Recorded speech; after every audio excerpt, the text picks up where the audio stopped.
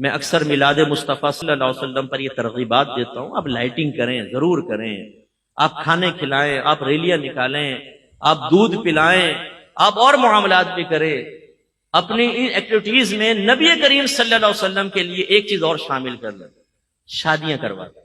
شادی نہ ہونے کی بنا پر یہ تو میں جانتا ہوں نا کہ باہر کے ملکوں کے پورے ملک سے تقریباً 110 کنٹریز میں ہمارا پروگرام دیکھا جاتا ہے۔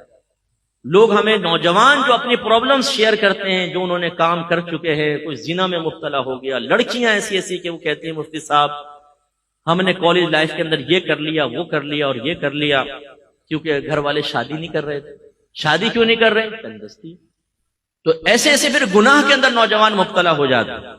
تو ہم یہ گزارش کرتے ہیں کہ آپ کوشش کریں کچھ بچیوں کی شادی کر دیں، کچھ لڑکوں کی شادی کر دیں۔ میں نے ایک جگہ ترغیب دی، میں نے کہا بھئی آپ اگر 1 لاکھ کی لائٹنگ کرنا چاہتے ہیں، 25,000 کی لائٹنگ کریں، 75,000 میں 2 لڑکیوں کی شادی کر دیں، تو بیچاروں کا گھر بھی بس جائے گا، بعد میں بھی تھوڑی بہت کفالت آپ کر لیجیے گا وغیرہ وغیرہ۔ جب وہ بیان ختم ہوا تو ایک نوجوان مجھے ملا، کہنے لگا مفتی صاحب آپ کو لڑکیاں ہی نظر آتی ہیں۔ میں نے کہا کیا ہوا بھائی؟ کہنے لگا آپ نے یہ کیوں نہیں کہا کہ لڑکوں کی بھی شادی کروا دیں؟ میں دیکھیں جوان ہوں، اتنے عرصے سے بیٹھا ہوں، امی جان نے کہا ہوا ہے 5 لاکھ کما کر دے گا تو شادی ہوگی، نہ 5 لاکھ ہے نہ شادی ہو رہی ہے، تو ذرا ترغیب میں لڑکے بھی شامل کر لیا کریں۔ ایسے نوجوان، تو اس لیے شادی انتہائی ضروری چیز ہے۔